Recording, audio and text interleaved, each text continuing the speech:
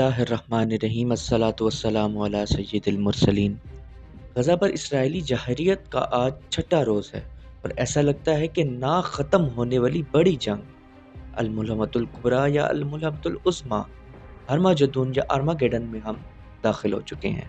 Social media پر بھی یہی بحث جاری ہے اور ارباب خیال دانشور حضرات اس پر اپنا تبصرہ دے رہے ہیں۔ اس جنگ کا ذکر تقریباً تمام مذاہب میں موجود ہے۔ 1400 سال پہلے آپ صلی اللہ علیہ وسلم نے فرما دیا تھا کہ تم پر ایک وقت ایسا آئے گا کہ نہ قاتل کو پتہ ہوگا کہ وہ کیوں قتل کر رہا ہے، نہ مقتول کو خبر ہوگی کہ وہ کیوں قتل ہو رہا ہے۔ ہرمجدون یہ ایک ایسی جنگ ہوگی جو خیر اور شر کے درمیان حق و باطل کا مارکا ہوگا، اور یہ کب شروع ہو جائے کچھ پتہ نہیں، لیکن شروع یہ یہاں سے ہی ہوگی جہاں اس وقت فلسطین ہے۔ ذرا غور کریں، جب سے فلسطین اسرائیل جنگ کا آغاز ہوا ہے امریکہ بھی چین سے نہیں بیٹھا۔ امریکی وزیر خارجہ ٹونی بلنکن اب تک 6 عرب ممالک کا دورہ کر چکا ہے۔ امریکیوں کو یہ خدشہ ہے کہ کہیں اسرائیل کے خلاف عرب ممالک متحد نہ ہو جائے، کیونکہ اسرائیل بیک وقت لبنان پر بھی حزب اللہ پر فضائی حملے کر رہا ہے، وہ شام پر بھی میزائل حملے کر رہا ہے۔ گزشتہ جمعرات کو شام کے دمشق اور حلب ایئرپورٹ پر اسرائیلی فضائیہ نے حملہ کر کے اسے غیر متحرک آؤٹ آف سروس کر دیا۔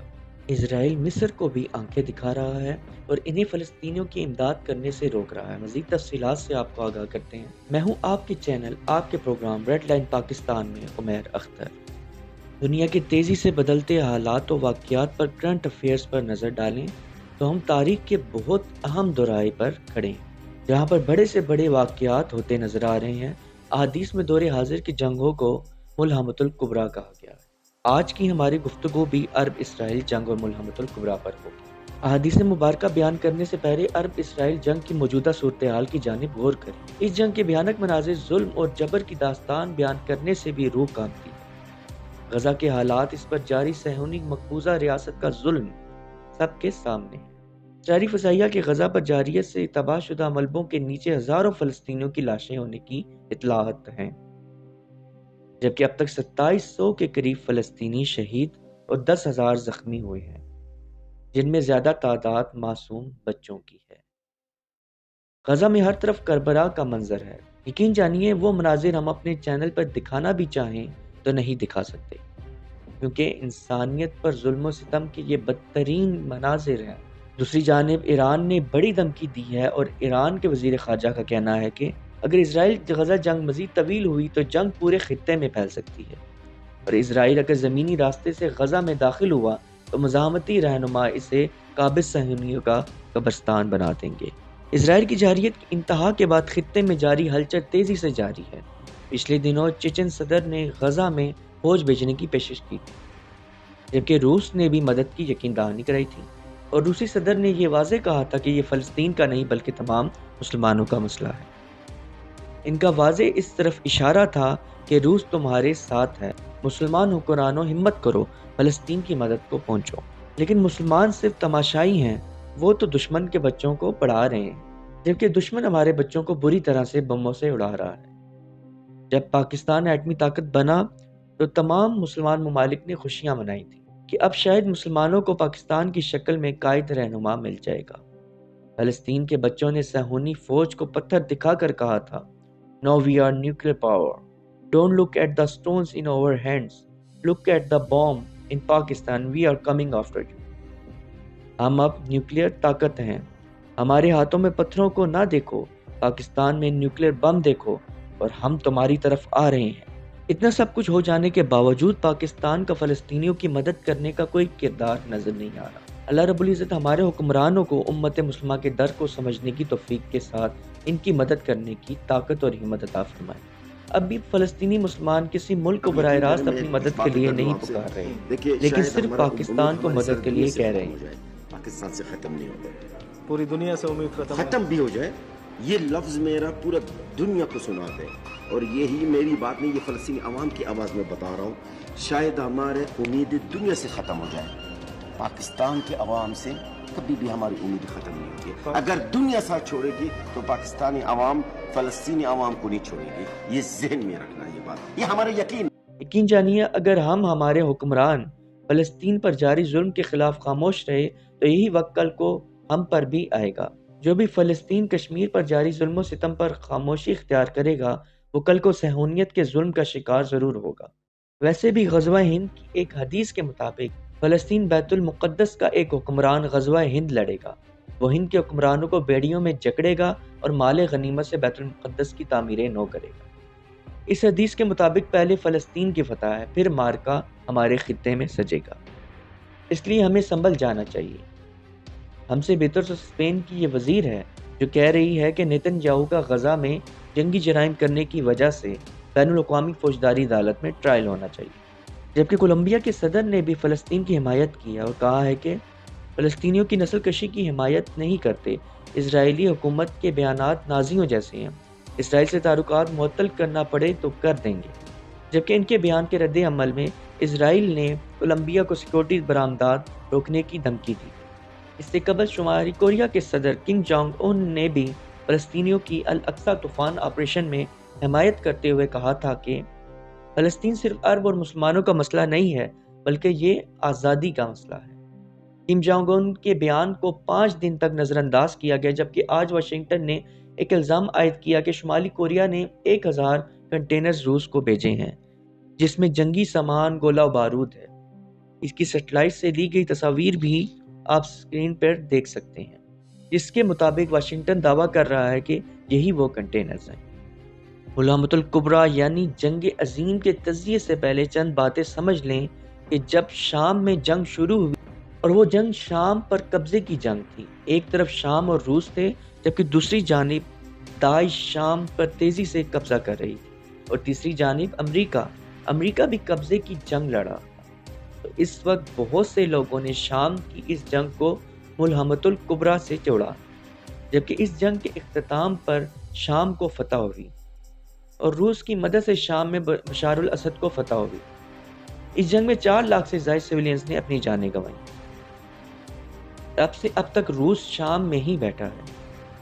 ملحمۃ الکبریٰ کی احادیث کے مطابق نبی کریم صلی اللہ علیہ وسلم نے دور فتن کا تذکرہ کرتے ہوئے 2 خطوں کو بہت اہمیت دی ہے، یعنی شام اور یمن۔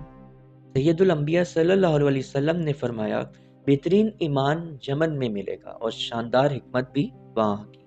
حضرت عبداللہ ابن عمر رضی اللہ عنہ سے روایت ہے کہ رسول اللہ صلی اللہ علیہ وسلم نے فرمایا، اے اللہ ہمارے شام میں برکت عطا فرما، اے اللہ ہمارے یمن میں برکت عطا فرما۔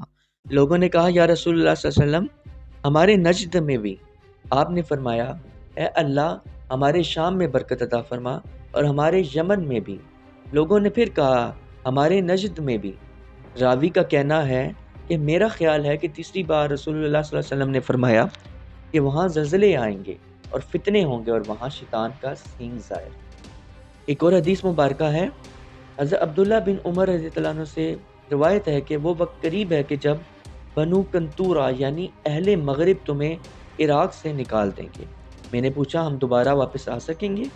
حضرت عبداللہ نے فرمایا آپ ایسا چاہتے ہیں؟ میں نے کہا ضرور۔ انہوں نے فرمایا ہاں عراق واپس لوٹ آئیں گے اور ان کے لیے خوشحال اور آسودگی کی زندگی ہوگی۔ اسی جنگ کے بارے میں ایک اور روایت آپ صلی اللہ علیہ وسلم نے فرمایا قیامت اس وقت تک نہیں آئے گی جب تک فرات سے سونے کا پہاڑ نہ نکلے۔ لوگ اس پر جنگ کریں گے اور ہر 100 میں سے 99 مارے جائیں گے۔ ہر بچنے والا سمجھے گا کہ شاید میں ہی اکیلا بچا ہوں۔ عراق پر جنگ جس طرح مسلط کی گئی اور جس طرح تمام اہل مغرب نے مل کر وہاں کی ہر بستی میں مسلمانوں کا قتل عام کیا اور انہیں ہجرت پر مجبور کیا، اس کی کہانی بار بار بیان ہو چکی ہے۔ اس کے بعد کی ترتیب کے مطابق مصر میں انتشار اور خرابی کا ذکر ہے۔ جس طریقے سے مصر میں پہلے حسنی مبارک کی حکومت کو اخوان المسلمین نے کچلا اور ٹھیک 1 سال کے بعد موجودہ ڈکٹیٹر عبد الفتاح السیسی نے اخوان المسلمین کی اسلامی حکومت کو کچل کر دوبارہ امریکہ کی حمایت یافتہ حکومت قائم کی اور صدر محمد مرسی اور ان کی قیادت کو جیلوں میں پھانسیوں پر لٹکا دیا گیا۔ اس کی مثال آپ کے سامنے ہے اور آج وہی مصر اسرائیل کے گناہوں میں اس کے ساتھ کھڑا ہے۔ حضرت وہب ابن منبع فرماتے ہیں کہ جزیرۃ العرب اس وقت تک خراب نہ ہوگا جب تک مصر خراب نہ ہو جائے۔ حضرت اسحاق ابن ابی یحییٰ الکابی حضرت اوزائی سے روایت کرتے ہیں انہوں نے فرمایا کہ جب پیلے جھنڈوں والے مصر میں داخل ہو جائیں تو اہل شام کو زمین دوز سرنگیں کھود لینی چاہیے۔ آج پیلے جھنڈے سب کے سامنے ہیں، یہ پیلے جھنڈے والے کون ہیں؟ اس قدر اہم ہدایت دی گئی تھی اس حدیث میں کہ شام کے لوگوں کو زمین دوز سرنگیں کھود لینی چاہیے۔ شام آخری جنگ میں جسے رسول اللہ صلی اللہ علیہ وسلم نے ملحمۃ الکبریٰ کہا ہے، مسلمانوں کا ہیڈ کوارٹر ہوگا اور اسی جگہ مغرب سے جنگ برپا ہوگی۔ اس جنگ میں مسلمانوں کی نصرت یعنی مدد یمن سے کی جائے گی۔ حضرت کعب سے روایت ہے، انہوں نے فرمایا جب رومی جنگ عظیم یعنی ملحمۃ العظمیٰ یا ملحمۃ الکبریٰ میں اہل شام سے جنگ کریں گے تو اللہ تعالیٰ 2 لشکروں کے ذریعے اہل شام کی مدد کرے گا۔ ایک مرتبہ 70,000 سے دوسری مرتبہ 80,000 اہل یمن کے ذریعے جو اپنی بند تلواریں لٹکائے ہوئے آئیں گے۔ وہ کہتے ہوں گے کہ ہم پکے سچے اللہ کے بندے، ہم اللہ کے دشمنوں سے جنگ کرتے ہیں۔ اللہ تعالیٰ ان لوگوں سے تعاون ہر قسم کی تکلیف اور تھکاوٹ اٹھا لیں۔ مغرب کی طاقتوں سے یہ جنگ آماک اور دابق کے مقام پر لڑی جائے۔ یہ دونوں قصبے شام کے شہر حلب سے 45 کلومیٹر کے فاصلے پر ترکی کے قریب۔ رسول اکرم صلی اللہ علیہ وسلم نے فرمایا ہے، اہل روم آماک اور دابق کے مقام پر پہنچ جائیں گے۔ ان کی طرف ایک لشکر مدینہ سے پیش قدمی کرے گا جو اس زمانے کے بہترین لوگوں میں سے ہوگا۔ جب دونوں لشکر آمنے سامنے ہوں گے تو رومی کہیں گے، تم ہمارے اور ان لوگوں کے درمیان سے ہٹ جاؤ جو ہمارے لوگوں کو قید کر کے لائیں، ہم انہی لوگوں سے جنگ کریں گے۔ مسلمان کہیں گے، نہیں، اللہ کی قسم، ہم ہرگز تمہارے اور اپنے بھائیوں کے درمیان سے نہیں ہٹیں گے۔